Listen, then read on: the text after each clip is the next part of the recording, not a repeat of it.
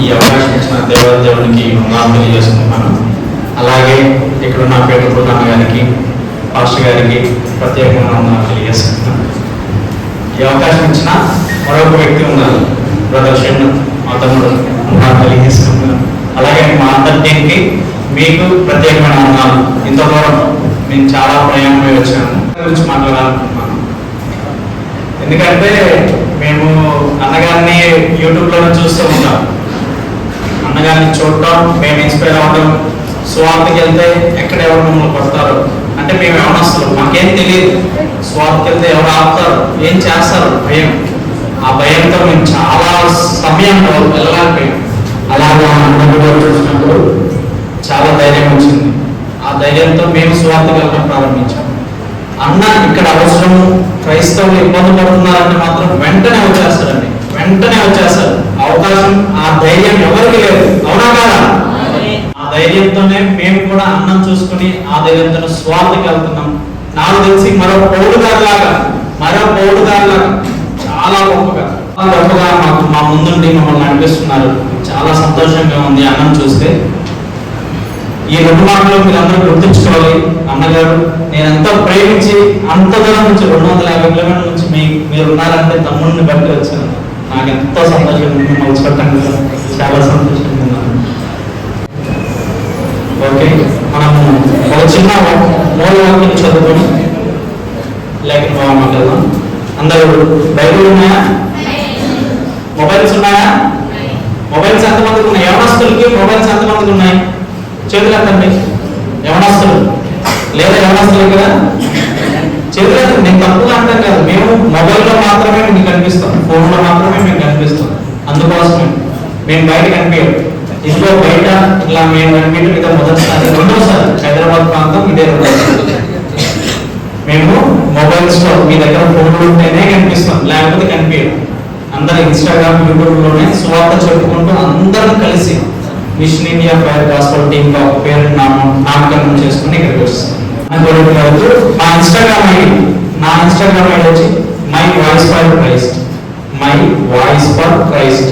మీరందరూ తప్పక మీ Instagram, YouTube లో సబ్స్క్రైబ్ చేసుకుని మా వీడియోస్ ని ఫాలో అవ్వండి. My voice for Christ. చాలా సంతోషంగా మీ ముందుకు వచ్చినందుకు చాలా ఆనందంగా ఉంది. Machine India fire gospel team అది ఇన్స్టాగ్రామ్, యూట్యూబ్ లో మా అందరికి ఒక నామకరణం చేశారు కదా, ఆ టీమ్ ఛానల్ కూడా మీరు సబ్స్క్రైబ్ చేసుకోండి. Machine India fire gospel team. Last లో అందరూ వాళ్ళు చెప్తారు, గమనించండి అందరూ. ఓకే, అందరూ పరిశుద్ధంగా ఓపెన్ చేద్దాం. ప్రసంగి గ్రంథము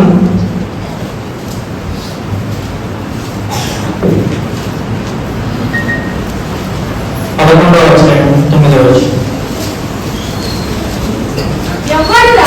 యవ్వనుడా నీ యవ్వనమందు సంతోషపడు, నీ యవ్వన కాలమందు నీ హృదయము సంతృష్టిగా ఉండనివ్వు. నీ కోరిక చెప్పునను నీ దృష్టి యొక్క ఇష్టము చెప్పునను ప్రవర్తింపుము. అయితే వీటన్నిటిని బట్టి దేవుడు నిన్ను తీర్పులోనికి తెచ్చునని జ్ఞాపకం ఉంచుకోను. చాలు, అందరూ కళ్ళు మూసుకుంటే ప్రార్థన చేయలేదు. మా కన్న తండ్రి మీకే వేళది ఉన్నాడు, స్థుతులు స్తోత్రాలు తెలియజేస్తున్నాను. కానీ గడిచిన కాలంలో మమ్మల్ని అందరినీ సజీవులకు ఉంచి మమ్మల్ని మీ బిడ్డల ముందుకు తీసుకొచ్చినందుకు ఎంతో సంతోషిస్తున్నాను. తండ్రి మేము బ్రతికి ఉన్నామంటే మీ సువార్త కోసం, మీ మాటలు చెప్పడం కోసం, మీరు ఎంత నిమిత్తం అయితే మమ్మల్ని పంపించారు దానికోసం మేము బ్రతికి ఉన్నాము. మా వాక్యాన్ని, మా బిడ్డల్ని జ్ఞాపకం ఉంచుకుంటాను. నేను ఈ రోజు వాక్యం చెప్పింది కదండి, నా నోటి పొరగా పేరుండి ఈ మాటను నీ బిడ్డలు అందించమని కోరుకుంటున్నాను. మాకు ఆమేన్. అంటే ఇక్కడ 2 మాటలు మనం గమనిద్దాం. ఏం చెప్తున్నారంటే నీ కోరిక చొప్పున, నీ దృష్టి చొప్పున. ఇక్కడ 2 మాటలు క్లారిటీగా చెప్తున్నాడు. నీ కోరిక చొప్పున, నీ దృష్టి చొప్పున నడుచుకో, నీ ఇష్టం. ఏం చెప్తున్నాడు? నడుచుకోమన్నాడు. నడుచుకోవద్దని దేవుడు చెప్పట్లేదు. ఏమన్నాడు? నీ కోరిక చొప్పునే నడుచుకో, నీ దృష్టి చొప్పునే నడుచుకో. నడుచుకోవద్దని మాత్రం దేవుడు చెప్పట్లేదు. అయితే ఈరోజు యవనస్తులకు ముఖ్యంగా ఏది ఇష్టం, యవనస్తులకు ఏ దృష్టి ఇష్టం, ఏ కోరిక ఇష్టం, ఎలా ప్రవర్తించాలని ఇష్టం? ఈ రోజుల్లో మనం గమనిస్తే అందంగా ఉండాలి. నన్ను ప్రత్యేకంగా అబ్బాయి కానీ అమ్మాయి కానీ చూడాలి, నలుగురు డబ్బు సంపాదించాలి, ఉద్యోగం సంపాదించాలి, ప్రేమించాలి. ముఖ్యంగా ప్రేమ లేకపోతే ఈ రోజుల్లో అమ్మాయిలు అబ్బాయిలు బతకట్లేదు. యవనస్తులకు చెప్తున్నాను, జ్ఞాపకం ఉంచుకోండి. ఈరోజు నీ కోరిక చొప్పునే, నీ కోరిక చొప్పున ఇదన్నీ నెరవేరాలి.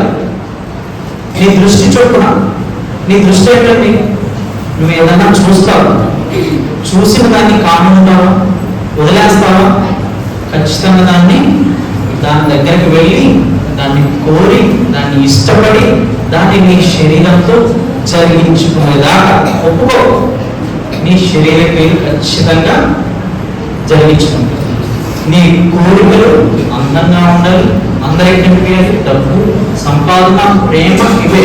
నీ దృష్టి వ్యర్థమైన వాటిని చూడాలి, వ్యర్థమైన వాటిని కోరుకోవాలి, వ్యర్థమైన వాటితో మనం గడపాలి. మన శరీరంతో ఈరోజు యవనస్తులు ఖచ్చితంగా ఇవన్నీ ఒక ఇంపార్టెంట్ గా పెట్టుకున్నారు, ప్రత్యేకంగా పెట్టుకున్నారు. యవన కాలంలో ఇవేనా అవసరం అంటే ఇవే అవసరం, ఖచ్చితంగా ఇవే అవసరం అని ఎలా బతుకుతున్నారు. అలానే చెడు దృష్టితో, చెడు కోరికతో పరిశుద్ధ గ్రంథంలో కొంతమంది పడిపోయిన వారు ఉన్నారు. వాళ్ళని కూడా ఒకసారి గమనిద్దాం. వాళ్ళని ఒకసారి గమనిస్తే 2 సమయాలు క్లుప్తంగా ముగిస్తాను, అందుకోసం త్వరగా ఓపెన్ చేయండి. 2 సమయాలు 13వ అధ్యాయం 1వ వచనం. 2 సమయాలు తరువాత దావీదు కుమారులకు అబ్షాలోమునకు సామానునొక పునరీవత్యకు సోదరుండగా దావీదు కుమారుడు అమ్నోను ఆమెను మోహించెను. సామాను కన్యకైనందున ఆమెకు ఏమి చేయవలనన్నను దుర్లభమని అమ్నోను గ్రహించి చింతాక్రాంతుడై తన చెల్లెలైన తామారును బట్టి చిక్కిపోయాను. ఇక్కడ అమ్నోను అనే ఒక బ్రదర్ ఉన్నారు, సహోదరు తామారు గారు. అంతేనండి, తామారు గారు సహోదరు. అయితే అమ్నోను గారు తన సొంత సహోదరి ఆమెని చూసిన వెంటనే, గుర్తించుకోండి, కోరికలు ఇక్కడే మొదలవుతున్నాయి, దృష్టి ఇక్కడే పడిపోతుంది. చూసిన వెంటనే మోహపు చూపుతో ఆమెతో వ్యభిచారం చేయాలి, జాగ్రత్తం చేయాలని కోరుకున్నాడు. కోరుకుని ఏం చేశాడు? ఏదో ఇంటిగా ఆమెతో తప్పుగా, ఆమె వద్దు అని బతికిలాడినా కానీ బలవంతంగా ఆమెతో వ్యభిచారం చేశాడు, ఆమెను పాడు చేశాడు. ఈరోజు అదే యవనస్తులు అలా ఉన్నారా లేరా గుర్తించుకోండి. క్రైస్తవులు చాలా మంది ఇలాంటి వాటికి దూరంగా ఉండాలండి, ఎందుకంటే దేవుని భయంతో. కానీ లోకంలో అలా ఉన్నారా?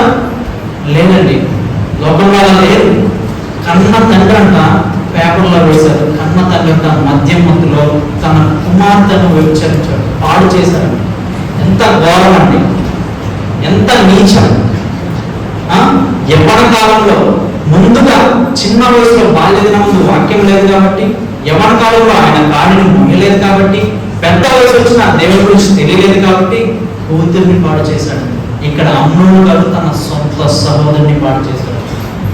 చెల్లిని, అక్కని పాడు చేయడం ఏంటంటే సిగ్గులేని బ్రతుకు. ఇలాంటి లోకంలో క్రైస్తవులుగా మనం ఉన్నందుకు మనం గొప్పగా ఫీల్ అవ్వాలి, ఎందుకంటే మనమే వాళ్ళని మార్చాలి. మనం కాకపోతే ఎవరు మార్చలేరు, వాళ్ళని మనమే మార్చాలి. మన యవనస్తులు మార్చాలి. యవ్వన కాలంలో మేమందరం ఇక్కడ ఎందుకు వచ్చామంటే మార్చడం కోసమే. మేము మారాలి, మీరు మారాలి, మీరు ఇంకొకరు మార్చాలి, ఇంకా ఇంకా మార్పు జరుగుతూనే ఉండాలి. ఇలాంటి బ్రతుకులు యవ్వన కాలంలో ఇంకా ఉన్నాయా అంటే ఉన్నాయి. సహోదరుని వ్యభిచరించడం ఏంటండి, పాడు చేయడం ఏంటండి? యవనస్తులు ఎలా ఆలోచిస్తున్నారు, ఎలా వెళ్తున్నారు, ఏ త్రోవలో వెళ్తున్నారు? అందరం అదే త్రోవలో వెళ్ళినందుకు వెళ్తే సరిపోద్ది కదా, ఇంకెందుకు పరిశుద్ధ గ్రంథాలు, బైబిల్, క్రైస్తవ్యం, బాప్తిసాలు ఇవన్నీ పేరుకే, ఇవన్నీ పేరుకే. అంటే దేవుణ్ణి ఎంత బాధపడుతున్నాం, దేవుణ్ణి క్రీస్తుని మళ్ళా మనం తప్పు చేసి మనమే సిలువ వేస్తాం. గుర్తుంచుకోండి, ఇలాంటి వ్యర్థమైన బ్రతుకు యవ్వన కాలంలో ఆయన అమ్మమ్మ గారు చేశారట. ఇలాంటి మాటలు వింటుంటే బైబిల్లో చదువుతుంటే చాలా బాధ అనిపిస్తుంది. చివరికి ఆయన ఏమయ్యాడంటే చనిపోయాడండి. తప్పు చేసిన ఆయన చివరికి అదే చనిపోవడం జరిగింది. మంచి చేస్తే దేవుడు అవకాశం ఇచ్చేవాడే, కానీ ఆయన తప్పు చేశాడు, దేవుడు ఆయన ఆయుష్ని తగ్గించేశాడు. తప్పు చేస్తే మన ఆయుష్ తగ్గిపోతుంది, నిజంగా తగ్గిపోయింది. అవ్వగారు ఆ అందంగా ఉందంట ఆ పండు. ఆ క్లారిటీగా మీరు ఆ వచనం మొత్తం చదివితే నాకు ఆ మాటలో ఈ ఒక్కటే అర్థమైందండి, బాగా మనసుకు నచ్చింది. అందంగా కనిపించిందని ఆ పండుని తీసుకుంటుందంట. మన కళ్ళకి ఏది పడితే అది అందంగా కనిపిస్తే కష్టమండి. అందంగా ఉందని తీసుకుని తిన్నది వెంటనే ఆత్మీయంగా చనిపోయింది. మనం కూడా ఆత్మీయంగా చనిపోతాం, చివరికి ఆయుష్ తగ్గించుకొని మనం ఈ లోకానికి దూరం అయిపోతాం. ఒక్కరిని మార్చుకున్న మనం చచ్చిపోతే ఆ బ్రతుకు వేస్ట్ అండి. ఆ బ్రతుకు బ్రతకడం కూడా మనకు వేస్ట్. ఇలాంటి బ్రతుకులు ఎవరికి రావు. మన క్రైస్తవులకి మనం పుట్టినందుకు మనకే వచ్చింది. మనం మార్చడానికి ప్రయత్నిస్తున్నాం, మిగతా వాళ్ళు చెరపడానికి ప్రయత్నిస్తున్నారు. మనం మార్చడానికి ఎంతో ప్రయాసంతో ఇక్కడ ఎంతో దూరంతో యవనస్తులందరూ వచ్చాం. మీరు కూడా యవన కాలంలో ఉన్నారు కాబట్టి జ్ఞాపకం ఉంచుకొని మార్చడానికి ప్రయత్నించండి. బాల్యదినం ముందు మీ బిడ్డలు నేర్పించండి. తల్లిదండ్రులు ఉన్నారు ఇక్కడ యవనస్తులకే కాదు, తల్లిదండ్రులు కూడా అవసరమే. ఎందుకంటే బాల్యదినం ముందు వాళ్ళకు వాక్యం నేర్పించకపోతే దేవుడు చెప్పిన మొట్టమొదటి ఆజ్ఞ మీరు మీరితే మీరు కూడా నరకానికి పోతారు. ఎందుకంటే ఆ మాటలు నేర్పించకే చాలా మంది యవన కాలంలో పడిపోతున్నారు. పెద్ద అయినా కానీ వాళ్ళు చెడిపోతున్నారు. మందని, సిగరెట్ అని, వ్యభిచారం అని పడిపోతూ బ్రతుకుతూ అన్యాయంగా చాలా బాధాకరంగా బతుకుతున్నారు. చూస్తుంటే బాధేస్తుంది, చాలా బాధేస్తుంది. అదేవిధంగా ఇంకో 2 వ్యక్తులు మనం గమనిద్దాం. న్యాయాధిపతులు 14:1-3 చదువు. న్యాయాధిపతులు చదవండి.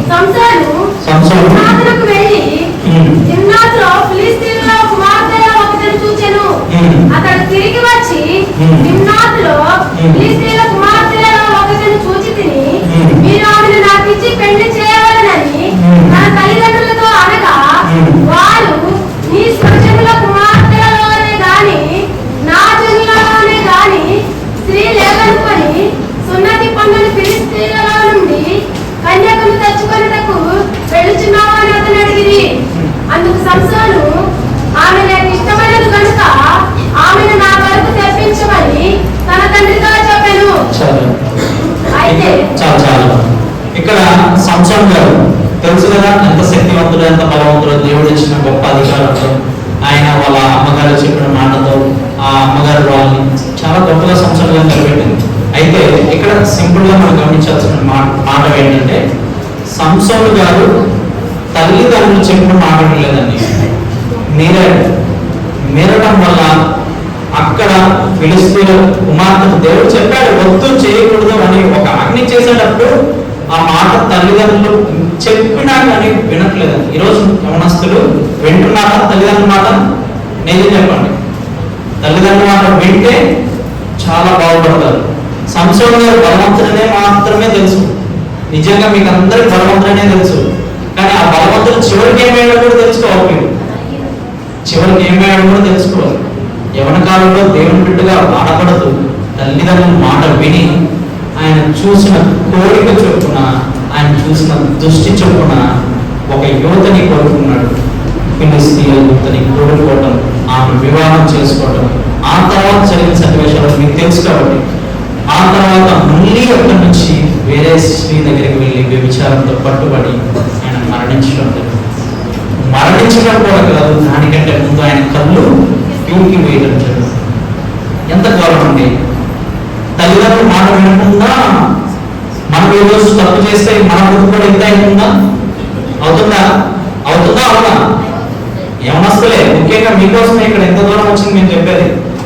తల్లిదండ్రులు మాట వినకపోవడం వల్ల ఆయన చెడు దృష్టి వల్ల ఈ స్థితికి దిగజారిపోయి మరణించడం జరుగుతుంది. గుర్తించుకోండి, ఈ చెడు దృష్టి, చెడు కోరికలు ఇలానే మనం కంటిన్యూ చేస్తున్నామేమో. మనం కాకపోతే మన స్నేహితులు, మన సహోదరులు, మన ఇంట్లో వాళ్ళు ఎవరైనా కంటిన్యూ చేస్తున్నారేమో, ఇలానే ప్రవర్తిస్తున్నారేమో. గుర్తుంచుకోండి, చెప్పండి. చెప్పకపోతే మీరు కూడా సంవత్సరం గారి వలె ఆయుష్ తగ్గించుకుని మరణం అవడానికి సిద్ధంగా ఉంటారు. ఎందుకంటే బైబిల్ చెప్పినప్పుడు వినాలి. బైబిల్ అంటే ఈ బైబిల్ ఎవరో తెలుసా? కనీసం మీకు ఈ బైబిల్ ఎవరో తెలుసా? పరిశుద్ధ గ్రంథం అంతే. ఈ బైబిల్ శరీరధారిగా భూమి మీదకి వచ్చిన క్రీస్తు అని ఈ లేఖన భాగంలో ఉంది. క్రీస్తు ఈ వాక్యం, ఈ 66 పుస్తకాలు మొత్తం క్రీస్తు అని శరీరధారిగా ఈ భూమి మీదకి వచ్చానని యోహాను సువార్త 1:14 క్లియర్ గా రాయించారు. క్రీస్తు అని 66 పుస్తకాలు అంటే ఏదో నల్ల అష్ట పుస్తకం అంటారు కొంతమంది. నల్ల అష్ట పుస్తకం మాత్రమే కాదు, క్రీస్తు శరీరధారిగా ఈ వాక్యాన్ని మన ముందుకు తీసుకొచ్చి పెట్టాడు. తీసుకొచ్చి పెడితే మనం చదువుతున్నామా? చదవట్లేదు. నాకు కింద వర్షిప్ చేసేటప్పుడు అందరూ బైబిల్ కింద పెట్టారు, భలే బాధ అనిపించింది. కానీ అలా బ్లాక్ షర్ట్ ఉన్న బ్రదర్ మాత్రం గుడ్డల మీద పెట్టుకున్నారని అక్కడ చూసినప్పుడు సంతోషం వేసింది. పరిశుద్ధ గ్రంథాన్ని పెడుతున్నాం కాదు, క్రీస్తుని కింద పెడుతున్నాం. కాళ్ళ దగ్గర క్రీస్తుని పెడుతున్నాం. మనం ఆయన కాళ్ళ దగ్గర ఉండాల్సిన వాళ్ళు, క్రీస్తు కాళ్ళ దగ్గర ఉండాల్సిన మనం క్రీస్తుని కాళ్ళ దగ్గర పెట్టుకునే స్థితికి వెళ్ళకూడదని గుర్తించుకోండి. మిమ్మల్ని బాధ పెట్టాలని కాదు, కానీ నా మనసులో బాధను చెప్పాలని చెప్పాను అంతే. ఈరోజు సంవత్సరం గారు అట్లా పడిపోయారని మరణించాడు. మరొక వ్యక్తి మనం గమనించాం. ఏదో చూడగలం 7వ అధ్యాయం 1వ వచనం.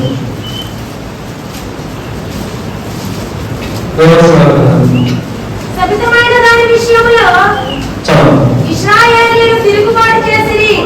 ఎట్లనగా యూదా గోత్రములో జరాహు మునిమనుడును జబ్ది మనవడును కర్మీ కుమారుడునైన ఆకాను శపితము చేయబడిన దానిలో కొంత తీసుకొనిను. కనుక యెహోవా ఇశ్రాయేలీయుల మీద కోపించెను. ఇక్కడ ఆకాన్ గారు కూడా చాలా వ్యర్థంగా ప్రవర్తించాడు. ఎందుకంటే యవ్వన కాలంలో మనము చూపే కాదు, మనం డబ్బు సంపాదించాలని ఆశపడుతూ ఉంటాం. ఆ డబ్బు ఎలా వస్తుంది అనేది కూడా మర్చిపోతూ ఉంటాం. డబ్బు తప్పుకు సంపాదించుకోవచ్చు, మంచిగా సంపాదించుకోవచ్చు. తప్పు సంపాదించే వాళ్ళు ఈ రోజులు ఏమంటున్నారు? అది మా తెలివితో సంపాదించామండి అంటున్నారు. తెలివే. తప్పుగా సంపాదించేది కూడా తెలివితో సంపాదన అంటే ఎట్లా? ఎంత వ్యర్థమైన ఆలోచన. మనకి రోడ్డు మీద వెళ్తుంటే ఒక 10 రూపాయలు దొరికాయి అనుకుందామండి, అది ఎవరిది అని మన క్రైస్తవులు మనమే తీసుకుని వేరే వాళ్ళకి ఇవ్వాలి, లేదా పేదవాళ్ళకి ఇవ్వాలి, అనాథలకు ఇవ్వాలి. కానీ మనం తీసేసుకొని మనం వాడుకుంటున్నాం. దాంట్లో నేను కూడా చాలాసార్లు వాడేస్తున్నాను. కానీ అలా ఉండకూడదని నేను వాటి చెప్తున్నా, కానీ ఒప్పుకుంటున్నాను. నా మనసు ఒప్పుకోవట్లేదు. నువ్వు కూడా చేసావు కదా చెప్పు. అలానే మనం కూడా ఒక ధనాన్ని మనం ఆశించకూడదని, ధనాన్ని ఊరగా మనం ఆశించిన, దొంగిలించాలని ఆశించిన ధనంతో మనం సంసారం చేసి ఆకాన్ గారు లాగా ఆ రోజు ఆకాన్ గారు అదే చేశారు. ఆకాన్ గారు చెప్పే పని ఇశ్రాయేలు ప్రజలు అక్కడికి వెళ్ళి అది తీసుకొని రావద్దు చెప్తే దొంగతనంగా తీసుకొస్తాడు. ఆయనే కాదు, ఆయనతో ఉన్న వంశం మొత్తము దేవుడు అంతం చేస్తాడు. ఆ వంశంతో పాటు దానికంటే ముందు ఇశ్రాయేలు ప్రజలు యుద్ధానికి వెళ్ళినప్పుడు అక్కడ చనిపోతారు చాలా మంది. ఎంతమంది చనిపోతారండి? ఎంతమంది చనిపోతారు? ఎందుకు చనిపోతున్నారు వీళ్ళంతా? కేవలం తప్పుడు ఆలోచనలు, చెడు దృష్టి, చెడు కోరికలు. ఈ కోరికలు ఉండటం వల్లే చనిపోవడానికి ఆస్కారం జరుగుతుంది. నిజంగా తొందరగా చనిపోతామా మనం ఇలాంటి పనులు చేస్తా అంటే చెప్పాడు క్లారిటీగా, మిమ్మల్ని దేవుడు అవకాశం ఇచ్చినంత సేపు అవకాశాన్ని ఇస్తే తీసుకోండి. దేవుడు నెట్టేస్తే మాత్రం దేవుడు మనల్ని భ్రష్టాత్మకు వదిలేస్తాడు. భ్రష్టాత్మకు వదిలేయటంటే అపవాదం వదిలేస్తాడు. అపవాది మనల్ని తాగుడుకో, మందుకో, సిగరెట్ అనుకో, వ్యభిచారానికో, దేనికో దాన్ని తీసుకెళ్ళి త్వరగా చంపేస్తాం. మందు తాగామనుకో, తాగిన వెంటనే మనకు మెంటలు వచ్చేస్తాయి, కోపం వచ్చేస్తాయి, తీసుకెళ్ళిపోతాం, లారీ కింద నెట్టేస్తాం, చచ్చిపోతాం. వ్యభిచారం అనుకో, తీసుకెళ్ళిపోతే జైల్లోకి ఎందుకు ఈ బ్రతుకు చేశానని గురి శిక్షకి వెళ్ళిపోతుంది. అంటే జ్ఞాపకం ఉంచుకోండి, గమనించుకోండి. చెడు దృష్టి, చెడు కోరికలు, ఇలాంటి వ్యర్థమైన వాటికి దూరంగా ఉండండి. యవనస్తులు ముఖ్యంగా ఉండండి. ఎందుకంటే యవన కాలంలో దేవుడు కాడి మోయాలి. దేవుడు కాడి మోస్తేనే చాలా చాలా సులువు. కాబట్టి మోయాల్సిన అవసరం మన మీద ఉందని వాక్యము, ఆజ్ఞ కాబట్టి జ్ఞాపకం ఉంచుకోండి. అలానే మంచి దృష్టిలో కూడా కొంతమంది ఉన్నారండి. మంచి దృష్టితో కూడా కొంతమంది ఉన్నారు. మంచి కోరికలు కలిగిన వాళ్ళు కొంతమంది ఉన్నారు. వాళ్ళ గురించి కూడా గమనించండి. ఆదికాండము 39వ అధ్యాయం 7వ వచనం. అటు తర్వాత చదవండి. అతని యజమానుని భార్య యోసేపు మీద కన్ను వేసి తనతో శయనించమని చెప్పెను. అయితే అతడు ఒప్పక నా యజమానుడు తనకు కలిగినదంతయు నా చేతికి అప్పగించను కదా. నా వస్తువులు తన ఇంటిలో ఏమి ఉన్నదో అతడు ఎరుగడు. ఈ ఇంటిలో నాకంటే పైవాడు ఎవడూ లేడు. నీవు అతని భార్యమైనందున నిన్ను తప్ప మరి దేనిని నాకు అప్పగింపకుండలేదు. కాబట్టి నేనెట్లు ఇంత ఘోరమైన దుష్కార్యము చేసి దేవునికి విరోధముగా పాపం కట్టుకొందునని తన యజమానుని బాధతోనెను. ఇక్కడ యేసయ్య గారు ఎంత గొప్పవారంటే, పరిశుద్ధ గ్రంథం బైబిల్ లేని సమయం అదంతా. పరిశుద్ధ గ్రంథము మోషే గారు రాయించుకున్న ఆ గ్రంథాలు లేని సమయంలో ఈయన దేవుడు చెప్పిన మాట మాత్రమే, దేవుడు చెప్పిన మాట మాత్రమే తీసుకున్నాడు, ఆయన హృదయంలో పెట్టుకున్నాడు. యేసయ్య గారు వాళ్ళ రాణి గారి మీద చెయ్యి వేయడానికి కూడా ఇష్టపడలేదండి. ఎవరి కాలంలో ఈరోజు అవకాశం వస్తే ఎంత మంది తప్పుడు త్రోవకి వెళ్ళడానికి అవకాశంలో ఎదురు చూస్తున్నారు చాలా మంది. గుర్తించుకోండి, మీ తల్లిదండ్రులు బాధపడతారు. మీ తల్లిదండ్రుల కంటే ముందు దేవుడు చాలా బాధపడతారు. ఆ రోజు యేసయ్య గారు అక్కడి నుంచి పరిగెత్తుకొని వెళ్ళిపోయాడండి. ఆయన్ని చివరికి రాజుగా నియమించాడు దేవుడు. ఆ దేశాన్నంతటి మీద రాజు తర్వాత రాజుగా నియమించాడు. యేసయ్య గారు ఎంత గొప్పవాడు, ఎంత గొప్ప మనసు ఉన్నవాడు. ఆ రోజు దేవుని మాటనే ఆజ్ఞగా తీసుకున్నారు. ఈ రోజు 66 పుస్తకాలు ఉంటాయి. మన దగ్గరికి వస్తే మనం ఏమో పట్టించుకోవట్లేదు, వదిలేస్తున్నాం. సినిమాలు, షికారులు, చాటింగ్లు, ఫోన్లు. గుర్తించుకోండి, రహస్యంగా ఏదైతే మీరు చేస్తున్నారో బయటపడక మానదు, బయటపడక తేటపరచబడుతుంది. దేవుని వాక్యం క్లారిటీగా ఉంది. మీరు రహస్యంగా ఏం చేసినా ఖచ్చితంగా దేవుడు ఒక రోజు రివీల్ చేస్తాడు. ఆ రోజు మీ పరువు పోయింది, ఆ రోజు మీ ప్రాణం పోయింది. చాలా మంది ఇలానే ఉన్నారు. చాలా మంది యవనస్తులు ఇంకా చెప్పవలసిన బాధ ఏంటంటే, పాస్టర్ గారు కొడుకులు కూతురు కూడా ఇలానే ఉన్నారంట.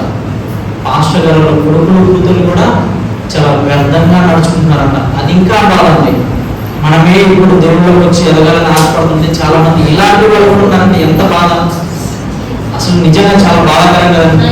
యేసయ్య గారు ఎంత గొప్ప స్థితిని, ఎంత గొప్ప ఆలోచనతో ఆయన, నీ మీద నాకు అధికారం లేదమ్మా, ఈ రాజ్యం మీద జస్ట్ అధికారం మాత్రమే ఉంటుంది. ఆయన మంచి ఆలోచన, మంచి కోరిక, మంచి దృష్టితో ఆయన దూరం వెళ్ళిపోవడం జరిగింది. రాజు తర్వాత రాజుగా ఆయన నియమించడం జరిగింది.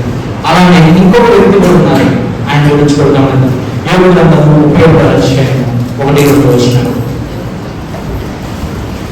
యోబు గ్రంథము 31వ అధ్యాయము 1-2 వచనాలు.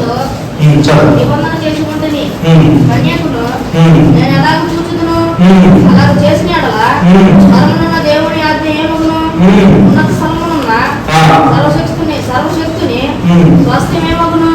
దుర్మార్గులకు విపత్తు సంభవించేది కదా. ఇక్కడ ఏమంటున్నారంటే యోబు గారు చాలా క్లారిటీగా, చాలా మంచి మాట. నా కళ్ళంతా నేను ఎలా చూడాలయ్యా? ఒక స్త్రీని కానీ ఒక పురుషుని కానీ తప్పుగా నేను ఎలా చూడాలి?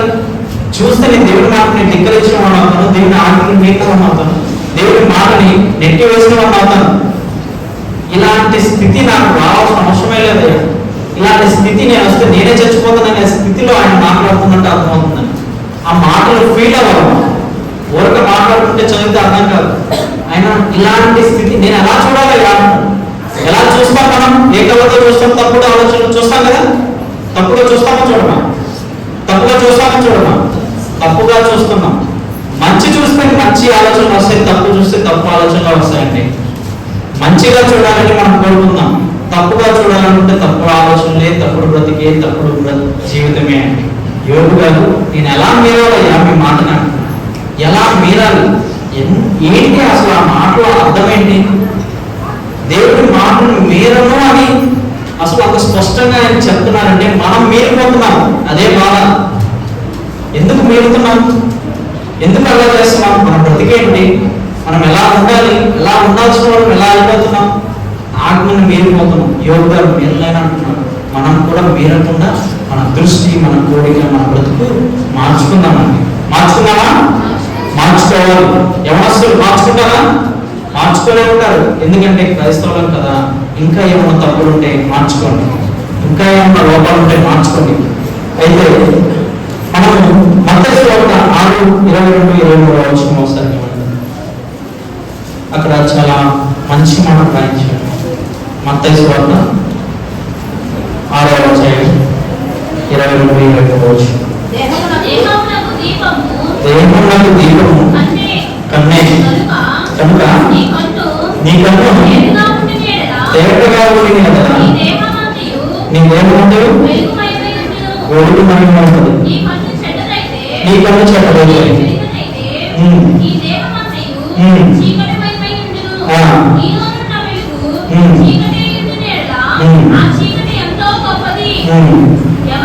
చాలు చాలు. ఇక్కడ మీకు ముందే చెప్పిన్నాను, మంచి చూస్తే మంచి, చెడు చూస్తే చెడు. అయితే మన దేహం అంతటికి మన కన్నే ఆధారం, మనం చూసే చూపే ఆధారం. మనం ఏదైతే మన కళ్ళతో చూస్తామో మన హృదయంలో తప్పుడు ఆలోచనలకి వెళ్ళిపోతాం. తప్పుడు ఆలోచనలు మన హృదయంలో పాపం చేయాలని, మంచి ఉంటే మంచి చేయాలని ఆలోచనకి వెళ్ళిపోతాం. ఇప్పుడు ఎవరైనా సినిమాలు చూసారంటే సినిమా ఆలోచనలే ఉంటాయి. దెయ్యం సినిమా చూసారంటే చాలా మంది కనీసం బయటకు వెళ్ళి వాళ్ళ ఇంట్లో ఉన్న పక్క రూమ్కి వెళ్ళాలన్నా అమ్మ నాకు భయం అంటారు. అవునా కదా? అలానే మంచి చూడండి, మంచే బైబిల్, దేవుడు వాక్యం. ఇంతకంటే మంచి మీకు ఎక్కడ దొరకదు. అవునా కదా? దొరికిందా? ఏంటి ఎవరసలు ఎవరు మాట్లాడలేదు లేదా? ఎవరసలు ఇక్కడ లేదా? మంచి దొరికింది అంటే ఎక్కడ దొరికింది అంటే బైబిల్లో దొరికింది. అవునా కదా? అవునా కదా బ్రదర్స్? మీరు ఏం చేస్తున్నాం? మంచి ఎక్కడ దొరికింది?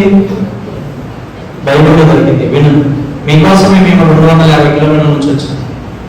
గుర్తుంచుకోండి, వాక్యం ఏమనుకుంటున్నారు? అదే ఇక్కడ బైబిల్లో మాత్రమే దొరికింది. ఈ మంచి చెడు అనేది మనకే, మన ఆలోచనకే, మన కన్నుకే వదిలేశాడు దేవుడు. మన కన్నుకే వదిలేశాడు దేవుడు. అందుకే ప్రసంగి 11:9 10వ వచనంలో క్లారిటీగా రాయించాడు. ఒక్కసారి క్లోజింగ్ ఆ మాట చదువుకొని ముగించుకుందాం. ప్రసంగి 11వ అధ్యాయం 9-10 వచనాలు. ఎవరుగా చదువు. నీ హృదయము సంతుష్టిగా ఉండనివ్వు. నీ కోరిక చెప్పునను, నీ దృష్టి యొక్క ఇష్టము చెప్పునను ప్రవర్తింపుము. అయితే వీటన్నిటిని బట్టి దేవుడు నిన్ను తీర్పులోనికి తెచ్చునని జ్ఞాపకముంచుకొనుము. లేత వయస్సును నడిప్రాయమును గతించిపోవడం కనుక నీ హృదయములో నుండి వ్యాకులమును తొలగించుకొనుము. నీ దేహమును చెరుపుదాని తొలగించుకొనుము. మనం మంచి చేస్తే చెడు చేస్తే అన్ని కౌంట్ చేస్తాడు, లెక్కిస్తాను మన గురించి. ఆ లెక్కలో మనం ఉండాలి. ఏ లెక్కలో ఉండాలి, ఏ బ్రతుకులో ఉండాలి అనేది జ్ఞాపకం ఉంచుకోండి. మన యవ్వన కాలాన్ని, మన బ్రతుకు అందరినీ యవ్వన కాలం నుంచే, మనం తొట్టిల్లకుండా, చిన్న వయసు నుంచే తొట్టిల్లకుండా యవ్వన కాలం నుంచే నెట్టుకుంటా వస్తే మన బ్రతుకు బాగుంటుంది. మనమందరం ఏమవుతాం? వెళ్ళలేదు. తీర్పులోకి రాకుండా అంటే వ్యర్థమైన తీర్పులోకి, మన నరకమైన తీర్పులోకి రాకుండా మంచి తీర్పులోకి, దేవుడి తీర్పులోకి వస్తాం. గుర్తుంచుకోండి, మనం ప్రతిదీ లెక్క రాయిస్తాడు. ఆ లెక్క మంచిగా ఉండాలా, మనము చెడ్డగా ఉండాలా గుర్తుంచుకోవాలి. మనం ఎలా జీవిస్తున్నాం మన యవ్వన కాలంలో, మన చిన్న వయసులో, ఒకవేళ పెద్ద వయసులో. యవనస్తులకి అనుకోవద్దు, పెద్దవాళ్ళు కూడా జ్ఞాపకం ఉంచుకోండి. ఎందుకంటే ఈ రోజుల్లో పెద్దవాళ్ళు కూడా పడిపోతున్నారు. జాగ్రత్తం. వివాహం అవ్వకముందు ఒక స్త్రీ పురుషుడు కలిస్తే జాగ్రత్తం. పెళ్లి అయిన తర్వాత వేరే సంబంధం పెట్టుకుంటే వ్యభిచారం. దేవుడి దృష్టిలో 2 తప్పే. కాబట్టి గుర్తుంచుకోండి, ప్రతిదీ లెక్క రాస్తున్నాడు. ఈ మాటలు మీరందరూ గుర్తుంచుకుంటే యవనస్తులు మీ తల్లిదండ్రులను మీ పిల్లలకు చెప్పుకోండి. ఇక్కడ చాలా మంది రాకపోవచ్చేమో, జ్ఞాపకం ఉంచుకోండి. ప్రతిదాన్ని రాస్తున్నాడు, మంచిని రాస్తున్నాడు, చెడు రాస్తున్నాడు. ఆ చెడు మనకి నరకంకే తీసుకెళ్తుంది. చివరిగా ప్రసంగి 12వ అధ్యాయం 13-14 వచనాలు చదువుకొని గుర్చేసుకుందాం. ఇదంతా విన్న తర్వాత ఇదే భయభక్తులు కలిగి ఉండి ఆయన కట్టడలను అనుసరించి నడుచుచుండవలెను. మానవ కోటికి ఇదే ఘోరమైన ప్రతి అంశమును గూర్చి దేవుడు విమర్శ చేయనప్పుడు ఆయన ప్రతిక్రియను అది మంచిదే గాని చెడ్డదే గాని తీర్పులోనికి తెచ్చును. మానవ కోటి అందరికీ ఒకటేమిది? దేవుని యందు భయము భక్తి కలిగి జీవించండి. భయము భక్తి కలిగి జీవిస్తే ఎన్నో ఆశీర్వాదాలండి. బైబిల్ మొత్తంలో భయము భక్తి భయభక్తులు కలిగి అని ఒక్కసారి ఫోన్లో కొట్టండి, భయభక్తులు కలిగి అని ఒక్క మాటలు కొట్టండి, చాలా వందల వచనాలు వస్తాయి. ఆ వందల వచనాలన్నీ ఆశీర్వాదాలే. ఆశీర్వాదాలే మన జీవితం, మన కుటుంబాలు, మన ప్రపంచం, మన తరతరాలు ఆశీర్వదింపబడతాం.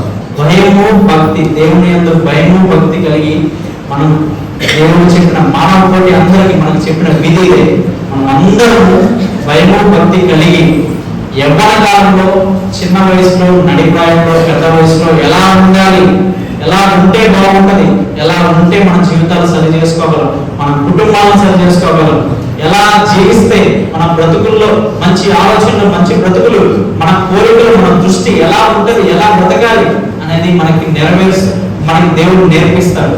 నేర్పించాలంటే ఈ పరిశుద్ధ గ్రంథం పట్టుకోవాలండి. ఈ పరిశుద్ధ గ్రంథం ఈ మొత్తం ఓపెన్ చేసి చూస్తే మొత్తం పిచ్చి రాతలే ఉంటాయండి. నాయి మొత్తం ఒక 3-4 టైమ్స్ చదివాను. చిన్న వయసు నుంచే మాకు ఏదో ఆశ, ఏదో చెప్పాలి, దేవుడు ఎందుకున్నాడో తెలియదు. మొత్తం రాసుకుంటాం, లైన్లు ఉంటాం. 4 సార్లు 3 సార్లు చదివాను. కొత్త బైబిల్ కొనుక్కున్నాను, అర్థం కావట్లేదు. రాసుకుంటే చినిగిపోయింది, ఏం లేదు, చినిగిపోయింది. అంతలా మీరు కొన్న బైబిల్ భద్రంగా పెట్టుకున్నారంటే అది చదవట్లేదనే అర్థం. పిచ్చి పిచ్చి రాదు. ఏంటో ఆశ ఏంటో, తృష్ణ ఏంటో. మా వయసు అంతండి. మీరు యవనస్తులు సిగ్గుపడాలి. ఎందుకు సిగ్గుపడాలంటే మేము చెప్తున్న వాక్యం మీరెందుకు ఇక్కడ లేరని. నేను అనుకుంటా ఉంటాను, ఈ సైడ్ నుంచి ఏలూరు, రాజమండ్రి, ఇటు సైడ్ నుంచి గుడివాడ పెద్ద పెద్ద సేవకులు ఉంటారు. ఇక్కడ నుంచి మా దగ్గరకు వచ్చి చెప్తుంటే ఎంత గొప్ప వాళ్ళండి ఇక్కడ ఉన్న ప్రదేశంలో. మీరెంత ధన్యులు, ఎంత ధన్యులు. నేను అక్కడి నుంచి వచ్చే రోజు వాక్యం చెప్తున్నాను, నాకే అర్థం కావట్లా. దేవుడు అట్లాగా మమ్మల్ని ఉపయోగించుకున్నాడు, మిమ్మల్ని ఉపయోగించుకుంటాడు. మీరు గుర్తుపెట్టుకోండి, మీరు ఎంత చదవండి, ఎంత ఉద్యోగాలు చేయండి, యవనస్తులు ఎంత పైకి ఉన్న స్థాయికి వెళ్ళాలండి. పాస్టర్ గారు వస్తున్నారంటే కలెక్టర్ అయిన కాళ్ళ దగ్గరికి వస్తాడు, అవునా కదా? అలాంటి స్థితిని మీకందరికీ మనకందరికీ దేవుడు ఇచ్చుకున్నాక ఆమె ప్రార్థించుకుందాం, ముగించుకుందాం. మా ప్రియమైన తండ్రి, మీకే వేలాది వందనాలు, స్తుతులు, స్తోత్రాలు తెలియజేస్తాం. తండ్రి, నేను విధంగా నాకు ఇచ్చిన అవకాశాన్ని బట్టి మీకు వందనాలు తెలియజేస్తున్నాను. తండ్రి, మాకు తెలిసిన చిన్న మాటలు నీ బిడ్డల ముందు వచ్చి తండ్రి, ఈ వాక్యాన్ని విని తండ్రి అనేక మంది ఆశపడుతున్నాను. యవనస్తులు ముందుగా తొట్టిల్లిపోతున్నారు తండ్రి. తొట్టిల్లకుండా నీ బిడ్డలుగా నీ సేవగా వాడవాలని ఆశపడుతున్నాను. మమ్మల్ని ఎందు నిమిత్తమైతే నిలబడ్డారో మాకు తెలియదు కానీ తండ్రి, ఈ అవకాశం ఇచ్చినందుకు మీకు మరొకసారి వేలాది వందనాలు తెలియజేస్తున్నాను.